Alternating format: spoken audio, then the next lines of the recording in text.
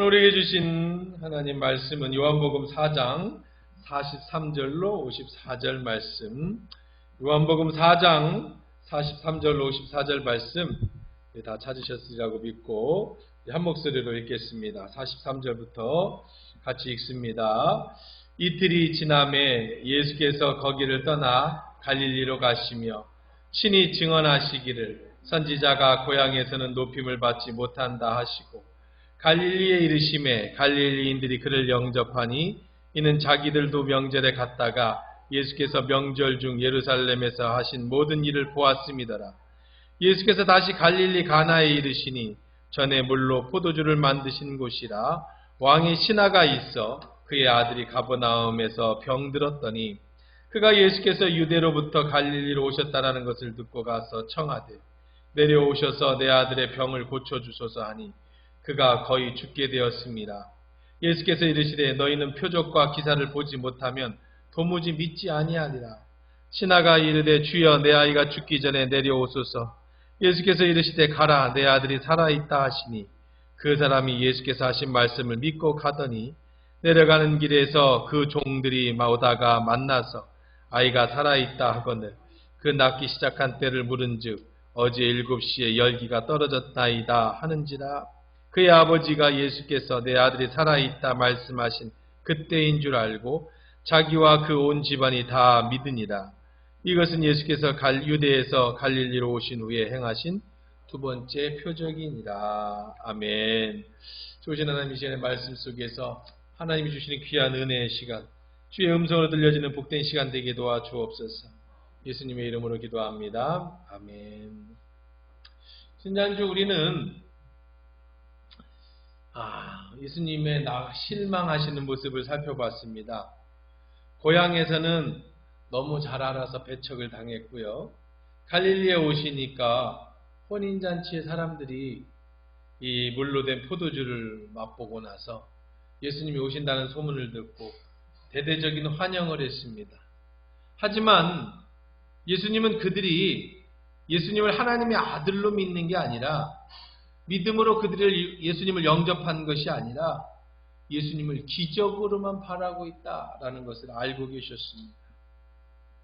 마치 서커스 단원이 팔아야 되는 그 약에는 관심이 없고 서커스 단원이 원하는 쇼에만 열광하는 그런 사람들처럼 예수님이 정말로 가르쳐 주시고 우리에게 주시는 그 믿음과 하나님의 나라에 관해서는 그들은 관심이 없고 그저 기적을 일으켜 주시기만 해요. 어떤 눈앞에 어떤 화려한 그런 쇼만 보여주시기를 사람들이 요구했다는 겁니다. 이런 일로 마음이 상해 있는데 이번에는 왕의 신하가 높은 벼슬을 가진 자겠죠. 자기 아들을 고쳐주시기를 위해서 약 37km 떨어진 곳에서 가버나움이라는 곳에서 예수님이 계신 이 가나까지 왔습니다. 예수님이 이 땅에 오신 목적이 우리의 먹을 양식이 아닌 우리의 영의 양식, 하나님 말씀을 전해서 믿고 천국에 이르게 하는 것이다. 지난 사마리아 여인을 통해서 가르쳐 주신 것처럼 그렇게 예수님의 목적이었는데 예수님의 말씀을 믿어서 영원한 천국에 얻으려고 하지 않고 그 말씀을 믿으려고 하지 않고 그저 이 땅의 기적만 당장 내 아들이 살려주기만을 바라는 그런 아버지의 모습, 그런 사람들의 모습에 예수님은 어느 정도 마음이 상하셨지만 그렇다고 이 왕의 신하를 돌려보낼 수만은 없는 겁니다. 지금 마음 상한 예수님 앞에 기회도 잡지 못하고 예수님을 찾아온 이 왕의 신하를 혼내켜서 돌려보내야 될까요? 너는 왜 기적만 그렇게 바라느냐? 48절에도 표적과 기사를 보지 못하면 도무지 믿지 못하냐? 예수님이 그렇게 말씀하셨습니다. 호통치시고 좀 기적이 아니라 네 아들이 지금 사는 게 중요한 게 아니다. 영원한 천국을 바라야지. 산 뒤에 죽으면 무슨 소용이 있냐? 천국에 못 가면 무슨 소용이 있냐? 이렇게 말씀하지 않으시고 예수님은 그냥 가라 이렇게 말씀하십니다. 그럴 수밖에 없습니다.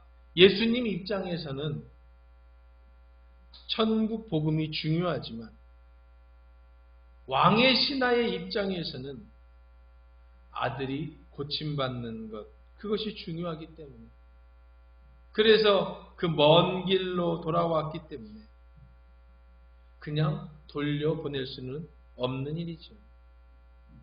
그래서 예수님은 이루 헤아릴 수 없이 마음이 납심됐지만 그렇게 좀 마음이 좀 편하지 않았지만 그 왕의 신하를 그냥 둘 수만 없어서 50절에 이렇게 말합니다. 예수께서 이르시되 가라, 내 아들이 살아있다. 왕의 신하는 분명히 예수님을 찾아와서 이렇게 말했습니다. 내려오십시오. 47절에 내 아들의 병을 고쳐주십시오. 내 아들이 죽게 되었습니다.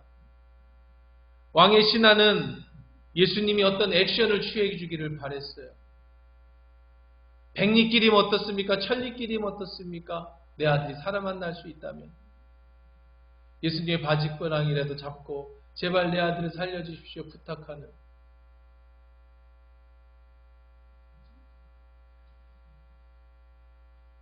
그런데 예수님은 그런 왕의 신하에게 이렇게 말씀하십니다. 가라, 내 아들이 살아있다. 예수님은 거기까지 갈 형편도 아닙니다. 그 한 사람 고치겠다고 백리를 갈 것도 없습니다. 병을 고쳐주기 위해서 이 땅에 오신 것도 아닙니다. 천국을 전하고 믿게 하시기 위해 그런 목적으로 이 땅에 오신 것이지 그냥 병 한 명 고쳐주기 위해서 예수님이 오신 것이 아니기 때문에, 그래서 그냥 가라고 명령합니다. 내가 뭐 가버나움까지 갈 일이 있겠느냐. 그렇다고 해서 아버지의 간절함을 거부하지는 않았습니다. 어떤 이유가 됐든 그냥 돌려보낼 수는 없으니까 그냥 내 아들이 살아있다. 예수님이 사실 여러 가지 병을 고치실 때는요, 침을 뱉어가지고 발로 흙을 이겨서 그 눈에 발라주고 실로암에 가서 씻으라. 그래서 3번 씻었더니 병이 낫다. 이런 얘기도 있고요. 말씀도 있고요. 손을 잡고 소녀를 일으키면서 달리다 금 소녀야 일어나라. 소녀를 일으켜서 병을 고쳐주시기도 했고요. 귀신을 내어 쫓아주시기도 했고, 베드로의 장모 집에는 친히 가서 예배를 드리고 안수해 주셔서 병을 고쳐주기도 했습니다. 근데 오늘 예수님은 이 왕의 신하의 집까지 찾아갈 일이 없습니다. 백리길을 갈 일도 없고, 지금 예수님의 마음도 많이 상하셨습니다. 이들이 기적만 바라고, 예수님 어떤 쇼만을 바라고, 예수님이 전하시는 그 순수한 복음, 예수님이 하나님의 아들이신 것과 우리의 구원자이신 것과 영원한 천국이 있다라고 하는 그 천국 복음에는 관심이 없는 그런 사람들에게, 그리고 그런 왕의 신하에게 예수님은 무심하듯이, 좀 어떻게 보면 귀찮다는 듯이 성의 없이 가신 적도 없고 만지신 적도 없어요. 그리고 이렇게 말합니다. 가라, 내 아들이 살아있다. 긴 말씀도 안 하셨습니다. 가라, 네 아들이 살았다. 3마디 말씀하십니다. 그런데요, 엄청난 반전이 일어납니다. 생각지도 못한 반전이 일어났어요. 그 반전이 뭡니까? 그 뒷구절이에요. 예수께서 이르시되 가라, 내 아들이 살아있다 하시니 그 사람이 예수께서 하신 말씀을 믿고 가더니. 여러분들 보시기에는 이게 무슨 반전이냐라고 말씀하실지 모르겠습니다.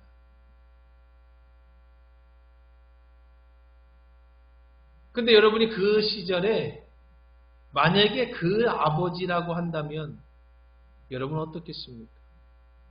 예수님을 만나러 백리를 왔습니다. 예수님 제발 우리 집에 와주십시오. 내려가십시다. 근데 예수님 단 한마디, 가라, 네 아들 낳았다. 여러분은 믿음이 좋으니까, 우리는 교회 오래 다녔으니까, 여러분의 신앙생활 많이 했으니까 예수님 말씀 한마디면 내 아들이 낫는다라고 믿을 수 있었겠지만, 아들이 막 죽어가고 사경을 해내는 그 아버지가 예수님을 찾아왔는데 조금 전에 혼내키듯이 너는 꼭 그런 것만 봐야 믿느냐? 가라, 네 아들이 낫다. 그 말에 정말 믿어질 수 있었겠느냐? 그는 투정하지 않았습니다. 원망하지 않았습니다. 간절히 애원하지 않았습니다. 울고불고 매달리지 않았습니다. 죽겠다고 이리 뛰고 난리 뛰지 않았습니다. 제발 우리 집에 와서 안수라도 한번 해달라고 말씀드리지 않았습니다. 그 아들의 예수님께서 왜 병이 걸렸느냐? 그렇게 질문에 대답하신 적도 없습니다. 질문하시지도 않았습니다. 그냥 그는 그 말 한마디를 믿고 돌아갔다고 성경은 얘기해요. 이것이 엄청난 반전입니다. 여러분 생각하기에는 별거 아닐지 모르지만 그 상황으로 돌이켜볼 때는 이것은 정말 있을 수 없는 일이죠. 여기서 믿고라는 단어입니다. 예수님이 하신 행동이 아무것도 없어요. 그냥 가라, 네 아들이 나았다 무심하게 말씀하셨습니다. 예수님의 마음이 디프레스 됐어. 조금 많이 좀 처져 있어서 조금 전에 그 왕의 신하에게도 너희들은 왜 도무지 기적을 봐야만 믿느냐? 어떻게 좀 훈계하듯이 말씀하시고 귀찮듯이 무심하게 가라, 네 아들이 낫다. 그 말 한마디를 그는 정말로 그대로 믿었다는 거예요. 예수님이 그렇게 바라던 일이, 정말로 예수님이 그렇게 원하시던 일이 지금 이 남자에게서 나타난 거예요. 사람들은 기적을 바라보고 예수를 쫓습니다. 물론 포도주 된 것을 마시고 예수님을 찾았어요. 내 삶의 변화를 일으켜 주십시오. 내 문제를 해결해 주십시오. 내 삶을 치료해 주십시오. 내 이 모든 환경을 바꿔 주십시오. 그래서 내가 예수를 믿기를 원합니다. 사람들은 다 그렇게 얘기를 하는데, 놀라운 것은 이 왕의 신하는요, 그냥 가라, 네 아들이 낫다라는 말에 그냥 그대로를 믿었다는 거예요. 예수님 사람들이 기적만 바라는 것들을 보고 마음이 속상하셨습니다.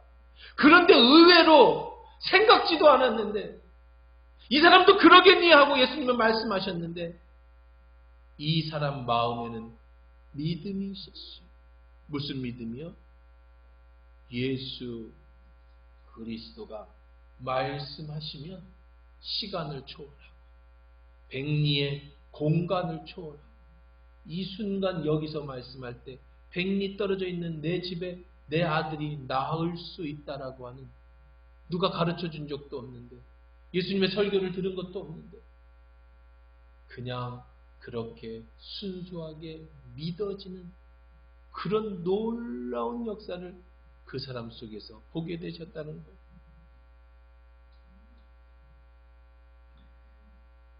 그 사람 속에 진짜 믿음이 있었죠.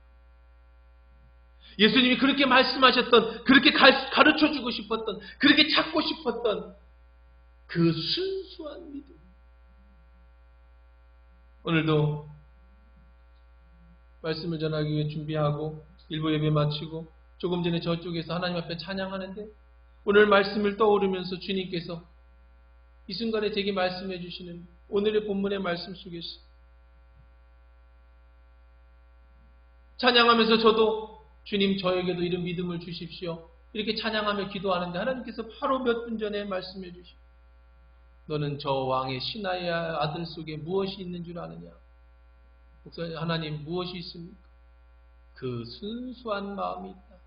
순수한 믿음이, 깨끗한 믿음, 화이트, 밝고 순수한, 아무런 오염물질이 끼지 않는, 다른 어떤 것이 끼어있지 않는 예수 그리스도를 향한 말 그대로의 순수한 믿음. 예수님이 원하시는 그 믿음, 예수님이 보여주고 싶어 하시는 그 믿음, 예수님이 찾고 싶어 하는 그 믿음, 예수님이 가르쳐주고 싶어 하는 그 믿음, 바로 순수한 믿음이라는 거예요. 복을 쫓아서 행복을 쫓아서 쇼를 보듯이 이리저리 움직여지는 신앙생활.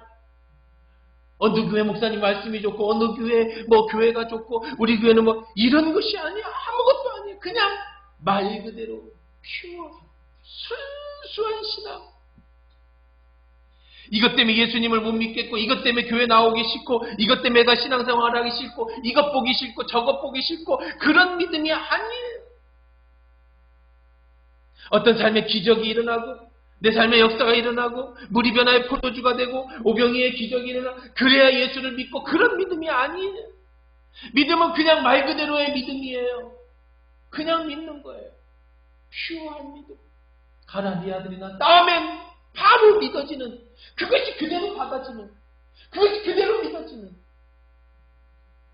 어떻게 그게 믿어져요? 듣지도 못했는데요.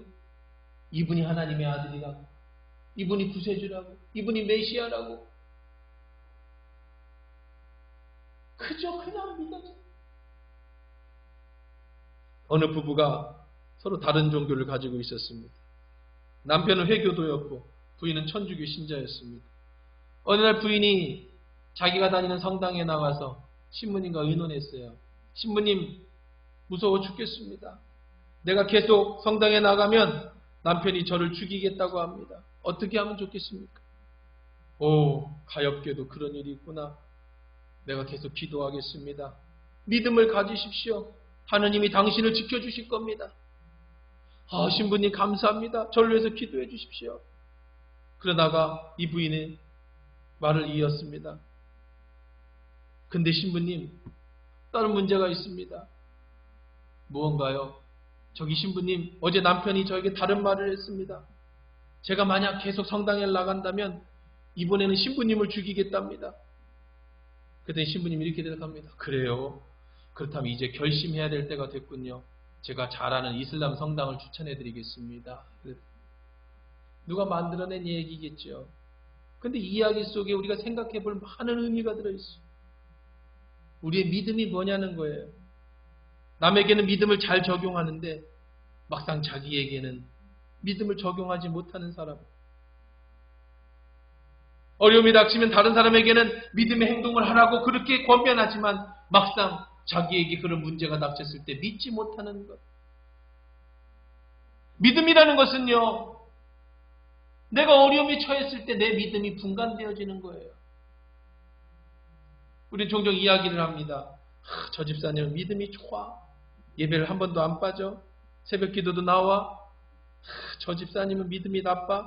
집사가 돼서 주일날 교회도 안 나오고. 믿음이 좋다? 믿음이 나쁘다? 이 말은 맞는 말입니까? 틀린 말입니까? 믿음이 좋고 나쁜 게 있어요? 믿음의 신앙 행위를 나타내는 말이 아니라는 겁니다. 그 때문에 이게 틀린 말이에요. 믿음이라는 것은 어떤 나의 신앙 행위, 내가 주일 예배에 참석하고 수요 예배 나오고 금요 예배 나오고 목장 예배도 참석하고 새벽 예배도 나오는, 내가 주님 앞에 11조를 드리고 내가 봉사하고 내가 이런 것이, 그게 믿음이 아니에요. 조금 전에 얘기한 것처럼 남편이 당연히 부인을 죽인다고 하니까 믿음으로 이기라고 했다가 자기를 죽인다고 하니까 이슬람 성당을 추천해주는, 남에게는 믿음을 강조하지만 자기에게 문제가 있을 때는 빠져나가는, 그 사람이 아무리 새벽 기도를 나오고 그 사람이 아무리 예배를 많이 참석했다 할지라도 그 사람에게는 믿음이 없는 겁니다. 반대로 이 말은 맞는 말이기도 합니다. 왜냐하면 믿음이 있어야 자연스럽게 예배에 빠지지 않고 참석하기 때문입니다. 믿음이 있는데 예배에 빠지지는 않겠죠. 예배를 잘 참석한다는 건 믿음이 있다는 말이기도 하지만, 그러나 그것이 믿음이라고 말하는 건 아니라는 거예요. 오늘 말씀을 통해 여러분이 믿음이 뭔지를 한번 바르게 정리해 볼 필요가 있습니다. 믿음이라는 건요, 조금 전에 말씀드린 것처럼 신앙생활의 행위, 그걸 믿음이라고 하지 않는다고 그랬어요. 교회를 잘 다니는 것, 그걸 믿음이라고 하지 않는다고 그랬어요. 그 사람이 믿음이 좋다 나쁘다 정의할 수 있는 게 아니라고 말씀드렸어요. 그럼 믿음이라는 게 뭐냐? 믿음은요 복잡한 게 아니에요. 믿음은요, 뭔 어떤 것들을 배워서 얻어지는 게 아니에요. 믿음은 어떤 신앙의 단계나 위치도 아니에요. 믿음이 뭐냐? 그냥 믿음이라는 것은 순수한 믿음, 믿는 것이에요. 이게 그냥 믿음이에요. 무엇을 믿어요? 무엇을 믿는다는 겁니까? 믿음이 없다는 뜻이 무슨 말이죠? 예수가 나의 구세주라는 사실을 그냥 평범한 순수한 믿음으로 받아들이는 거예요. 예수님이 나의 구주입니다. 예수님이 나를 위해 십자가에 죽으셨습니다. 예수님이 나를 위해 영원한 천국을 준비하고 계십니다. 예수님이 언젠가는 우리를 심판하실 것입니다. 내 안에 성령님이 계셔서 나와 함께 하십니다. 그냥 순수하게 다른 것이 껴들지 않아요. 사람과의 관계가 껴들지 않아요. 목사님이 뭐 설교를 잘하고 못하고 이런 거에 껴들지 않아요. 우리 교회에 뭐 사랑이 있고 없고 이런 거 껴들지 않아요. 그냥 예수 그리스도에 대한 순수한 믿음인 거예요. 그게 믿음이에요. 인간관계 때문에 30년을 교회 다녀도 예수에 대한 믿음이 없으면 그건 믿음이 없는 거예요. 천국에 못 갑니다. 오늘 예수를 믿었어도 예수가 나의 구주로 영접되어지는 순간 믿어질 때 그것은 믿음이 되는 거예요. 이 땅의 삶만이 아니라 영원한 천국이 있다는 사실이 믿어지는 거예요. 다시 말하지만 믿음은 신앙의 행위를 말하는 게 아니라고 말씀드렸습니다. 2시간씩 기도하는 것이 믿음이 아니에요. 새벽마다 나오는 게 믿음이 아니에요. 그것으로 그 사람의 믿음을 판단할 수 없어요. 30년 신앙생활하고 목사가 되고 장로가 됐고 권사가 됐다고 그 사람이 믿음이 좋다라고 정의할 수 있는 게 아니에요. 믿음은 말 그대로 믿는 거예요. 순수하게 가라 네 아들이 나왔다라는 말이 그냥 그대로 말 그대로 믿어져요. 어떻게 그게 믿어지죠? 예수가 하나님의 아들이기 때문에 그가 말하면 내 아들이 지금 낫다고 믿어집니다. 예수님을 믿으니까 그 말이 믿어지는 거죠. 정말 중요한 건 여러분이 믿는가입니다. 여러분이 믿는지 안 믿는지 어떻게 알 수 있어요? 여러분의 믿음이 어떤 신앙의 행위가 내 믿음이 아니라고 한다면 나는 정말 내 속에 믿음이 있는지 없는지 천국 갈 수 있는 믿음이 있는지 없는지 어떻게 알 수 있어요? 아주 간단합니다. 믿음이 있는지 없는지 알 수 있어요. 본인이 잘 알 수 있어요. 어떻게 아느냐? 믿는 사람은 믿는 대로 행동을 합니다. 그게 믿음이에요. 믿는 사람은 믿는 사람의 행동이 나타나요. 아무리 믿는다고 말을 해도 그렇게 행동하지 않으면 안 믿는 거예요. 신부가 당신이 하는 남편이 당신을 죽인다 할지라도 하나님은 당신을 지켜줄 거라고 말을 하지만 나를 죽인다고 하니까 다른 데 찾아보라고 하는 건 그건 믿음이 아니잖아요. 믿는 사람은 믿는 사람의 삶의 행동이 나타나게 되어 있습니다. 믿음이 없으면 아무리 목사라도 장로라도 교회를 수십 년 다녔어도 권사든 집사든 상관없어요. 믿음이 없으면 믿음이 없는 행동을 할 것이고 믿음이 없는 말을 할 것이고 믿음이 없는 생각을 할 것이고요. 정말로 여러분이 예수님을 믿는다면 여러분들은 믿음 있는 말과 믿음 있는 생각과 믿음 있는 행동을 하게 될 것이에요. 그것으로 내가 믿음이 있는지 없는지를 알 수 있습니다. 믿는다고 하면서 내 삶에 변화가 없다면, 믿는다고 하면서 내 삶에 열매가 없다면, 믿는다고 하면서 천국을 준비하지 않는다면, 믿는다고 하나님의 나라와 교회에 대해서 관심이 없다면 그것은 거짓 믿음입니다. 내 삶의 주인이 내가 아니고 하나님이라는 사실이 믿는다면 당연히 내 육신과 욕심의 욕망보다는 내 속에 계신 성령을 기쁘시게 하는 삶을 살 수밖에 없어요. 내 삶의 목적이 이 땅에서 먹고 잘 사는 것이 아니라 영원한 천국을 위해서 소망하는 것이 그것이 정말로 믿어진다면 그 사람은 영원한 천국을 준비하며 살게 될 것입니다. 다윗이 하나님을 믿었습니다. 하나님을 사랑했습니다. 그런데 다윗이 형을 만나러 갔는데 골리앗이 하나님을 모욕하는 말을 들었습니다. 내가 사랑하는 하나님, 내가 믿는 하나님, 나의 주인이신 하나님이 저 할례받지 못한 골리앗에게 모욕을 당하고 있습니다. 그런데 어떻게 가만히 있을 수 있냐고요. 그는 행동으로 옮겼습니다. 물맷돌을 들고 달려갈 수 있습니다. 나이가 문제입니까? 맞아 죽는 게 문제입니까? 그는 하나님을 믿었기 때문에, 하나님을 사랑했기 때문에, 평상시에 늘 하나님과 교제했기 때문에, 내가 사랑하는, 내가 믿는 그 하나님이 모욕당할 때 그는 용기를 가진 게 아니에요. 그는 결단한 게 아니에요. 그는 당연히 나가는 거예요. 왜요? 그 속에 믿음이 있기 때문에. 그게 믿음이에요. 가면서 이렇게 얘기하죠. 사무엘상 17장 45절. 다윗이 블레셋 사람에게 이르되 너는 칼과 창과 단창으로 내게 나오노라.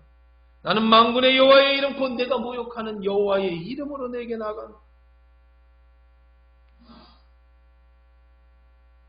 골리앗에게 목숨을 걸고 나가는. 코로나19로 우리의 신앙생활이 많이 위축됐습니다. 우리의 육신 조심해야 됩니다. 그런데 이런 것 때문에 우리의 신앙이 흔들린다면 그게 믿음이겠습니까? 그건 절대 믿음이 아닙니다. 제가 장담하건대 코로나19에 여러분의 신앙이 흔들린다면 여러분 믿음 없는 거예요. 믿음은 있다 없다만 있어요. 없으면 지옥 가는 거고 믿음이 있으면 천국 가는 거예요.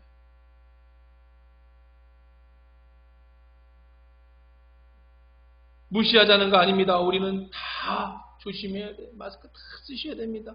전 여러분하고 2m가 아니라 한 5, 6m 떨어져 있어서 안 쓰지만 내려갈 때 써야죠. 발열 체크하셔야 됩니다. 열 있으면 교회 오지 마세요.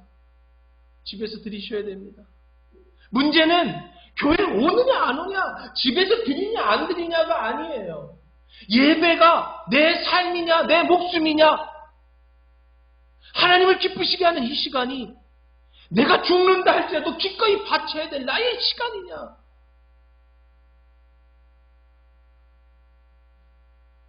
골리앗이 무서워하지 않고 물맷돌로 들고 나가는 다윗처럼 우리의 신앙은, 우리의 믿음이라는 것은요, 그런 세상의 것과 그런 환경에 넘어지지 않는 것이에요. 그런 결단이 있는 거예요. 그것이 믿음이에요. 집에서 드리냐 교회에서 오느냐 그거는 괜찮습니다. 뭐 여러 가지 간호사나 아니면 사람하고 밀집 접촉을 해야 되는 분들이나 뭐 예배 집에 교회 가서 드릴 수 있겠죠. 어디서 드리든 그것이 중요한 게 아니라 내 마음으로 하나님 앞에 지금 온전한 예배를 드리는, 내가 사랑하는 그 예수 앞에 오늘 예배하는 자세로서 예배자로서 나오느냐, 그게 믿음이라는 거예요. 교회를 나오냐 안 나오냐가 믿음이 아니라, 새벽기도를 하냐 안 하느냐가 믿음이 아니라 어떻게 하나님 앞에 우리가 나아가느냐가 믿음이라는 거예요. 정말 믿음으로 나아가요. 아무런 것에 오염되지 않아요. 사람 때문에 오염되지 않아요. 환경 때문에 오염되지 않아요. 내 믿음은 그냥 순수한 믿음이에요. 깨끗한 믿음이에요.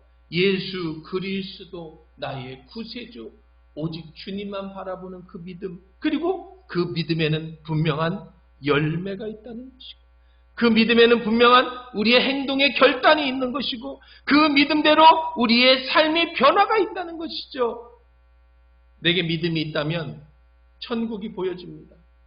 예수님이 제자들에게 가르쳐주고 예수님이 다니면서 기적을 일으킨 것은 예수 그리스도를 믿게 하고 천국을 가르쳐주기 위해서, 하나님 나라를 가르쳐주기 위해서요. 이전엔 나를 위해 살았습니다. 이전엔 나의 가족과 행복을 위해 살았습니다. 이제는 내 자녀를 위해서만 살았습니다. 이전에는 내 세상의 명예를 얻고 재물을 얻는 것에만 관심을 얻었습니다. 그런데 예수님을 믿고 나서, 그분이 순수하게 믿어지고 나서 예수님이 나를 위해서 죽었다는 사실이 믿어지니까 영원한 천국이 보입니다. 내가 주님을 위해서 기뻐하는 삶을 살아야겠구나. 믿는 사람만 고백할 수 있는 것이죠. 이제 내가 주신 사명을 위해 내 생명을 바쳐야겠구나. 천국을 준비해야 되겠구나. 천국을 준비하면 그 다음에 보여지는 것은 이 땅에서 세워진 교회가 보입니다. 교회는 천국의 작은 모형이에요. 교회에서 하나님을 예배하는 예배가 있고요. 교회에서 하나님을 위해서 드려지는 헌신이 있고요. 교회를 통해서 이웃을 사랑하는 사랑이 있고요. 교회를 통해 하나님의 영광을 나타나는 그 영광이 있어요. 지금 어떻게 천국을 준비할 것인가? 그것은 이 땅에 세워진 하나님의 교회, 이 땅에 세워진 하나님의 나라, 교회를 통해서 나의 사명을 감당하고 예배를 바르게 드리고 하나님 앞에 온전하게 교회를 세워가는 것, 이것이 천국을 준비하는 것이다. 예수님이 보시고 싶은 것은 우리의 믿음이죠. 왕의 신하는 믿음 있는 사람이었습니다. 예수님께서 내 아들이 살아있다는 말씀을 믿고 그는 내려갔습니다. 그냥 믿고 갔다는 겁니다. 가다가 종을 만납니다. 종이 이제 주인을 만나기 위해서 또 백리길을 오다가 어디 지점에서 만났겠죠. 주인님, 그래 아들 어떠니? 아들이 살아났습니다. 그래, 몇 시에 열이 떨어졌더냐? 어제 제 7시입니다. 시간을 계산해 보니 예수님이 내 아들이 살았다고 말씀하신 그 순간, 그 시간에 정말 아들이 살아났다. 믿었더니 믿음대로 되더라는 것이죠. 이것이 믿음이에요. 사람은요, 암병에서 고침을 받고 하나님이 뭔 쇼를 다 보여주고 엄청난 역사를 해줘도요, 안 믿을 사람은 안 믿어요. 믿는 것 같지만 조금 있으면 그 믿음이 그대로 보여져요. 어떤 사람은요, 그런 환경 없이 그냥 순수하게 예수 그리스도가 나의 구주로 믿어지는 사람이 있어요. 믿음은 선물입니다. 믿음이 없으면 하나님을 기쁘시게 할 수가 없어요. 더 놀라운 사실은 그의 아버지가 예수께서 53절입니다. 내 아들이 살았다는 말씀하신 줄 알고 자기와 온 집안이 다 믿은다. 기적의 역사가 일어났습니다. 아들만 살아난 게 아니라, 아들의 생명이 이 땅에서 조금 연장된 게 아니라 그와 그 집이 온전히 믿음으로 구원을 받았다. 예수를 믿었다는 것. 온 집안이 예수를 믿었다는 것. 온 집안이 하나님 나라를 꿈꾸기 시작했다는 거예요. 온 집안이 믿음의 열매가 맺혀지기 시작했다는 거예요. 예수님이 그렇게 가르쳐주고 싶었던, 예수님이 그렇게 전하고 싶었던 믿음과 하나님의 나라가 이 왕의 신하 하나의 그 믿음이 아주 간단해요. 예수님이 천국을 가르쳐주지도 않았어요. 그죠? 가라, 네 아들이 낫다라는 그 말, 그냥 그 말을 그대로 믿었을 때 본인만 구원받은 게 아니라 그 집안 식구가 전부 구원을 받았어요. 더 놀라운 건 예수님이 얼마나 위로를 받았을까 하는 거예요. 낙심됐던 예수님의 마음, 디프레스 됐던 예수님의 마음이 생각지도 못한 한 남자가 예수님이 무심하게 가라, 네 아들이 나왔다. 니들은 꼭 기적만 봐야 나를 믿니? 어쩌면 예수님이 넋두리처럼 하신 말씀을 그대로 믿는, 그리고 그 말 때문에 그 집안이 구원받는 그 놀라운 일에 예수님이 얼마나 기쁘셨겠는가. 이 일은 갈릴리로 오신 행하신 두 번째 예수님의 표적입니다. 왕의 신하의 믿음은 예수님을 기쁘시게 해드렸습니다. 믿음이 없으면 하나님을 기쁘시게 못하나니. 믿음은 그냥 예수를 나의 구주로 영접하는 겁니다. 믿는 겁니다. 환경 때문에 믿는 게 아니에요. 형편 때문에 믿는 게 아니에요. 상황 때문에 믿는 게 아니에요. 교회 주변 환경 때문에 믿는 게 아니에요. 그냥 여러분이 교회에 오신 이유는 목사님 때문도 아니고 주변 사람 때문에도 아니고 예수 그리스도 나의 구주. 초점이 사람에게 가면 안 돼요. 여러분의 신앙이 주변으로 흩어지면 안 됩니다. 여러분의 믿음이 사람들 때문에 생기면 안 돼요. 우리의 믿음은 깨끗한 순수한 믿음이어야 됩니다. 그냥 누가 뭐래든 세상이 뭐라든 환경이 어떻든 나는 예수 그리스도 그분과 그의 십자가 그를 통해 내 구원받는 것과 영원한 천국 내게 주신 교회를 바르게 세워 믿음으로 서가는 것 그것이 바로 믿음이고요.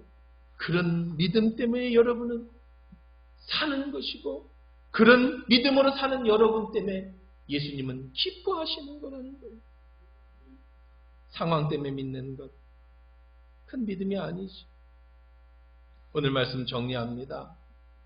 오늘 여러분의 믿음이 어떤 것인지 한번 정리해 봤습니다. 여러분은 정말 믿음이 있습니까? 믿음이 없으면 하나님을 기쁘시게 못한다고 구원을 얻지도 못한다. 여러분에게 진짜 믿음이 있는지 없는지 어떻게 아냐고요? 여러분의 삶이 정말 예수 때문에 변화되고 있습니까? 내 안에 계신 성령님이 계시다는 사실이 믿어집니까? 나는 영원한 천국을 준비하고 있고 그 성령님과 함께 하루하루를 살아가고 계십니까? 나의 인생의 목적이 주님을 위한 사명을 감당하는 일이며 내게 주신 사명이 주님의 머리 대신 교회를 세우는 것이라는 사실이 믿어지십니까? 내 인생은 내 욕심을 쫓는 신앙생활이 아니라 기적을 바라고 복을 바라고 그런 것을 해줌으로 예수님이 계시고 하나님이 계신 것이 아니라 그리 아니하실지라도 나를 구원하신 예수만으로 만족하고 주님이 계시기에 행복하고 영원한 천국이 있기에 오늘도 소망을 가진 그런 믿음의 삶입니까? 교회만 다니는 것은 구원이 아니에요. 11조원금 많이 낸다고 구원받는 게 아니에요. 구원은 믿음에서 나오는 겁니다. 믿음이 있기 때문에 예배에 빠지지 않는 것이고 믿음이 있기 때문에 돈이 아깝지 않고 하나님 앞에 드릴 수 있는 것이고 믿음이 있기 때문에 내 몸과 마음을 바쳐 헌신할 수 있는 것이죠. 그렇게 해서 복을 받아야 예수를 믿는 게 절대로 아니다. 믿음 있는 사람은 절대 흔들리지 않습니다. 믿음 있는 사람은 사람 때문에 넘어지지 않습니다. 믿음 있는 사람은 환경 때문에 넘어지지 않습니다.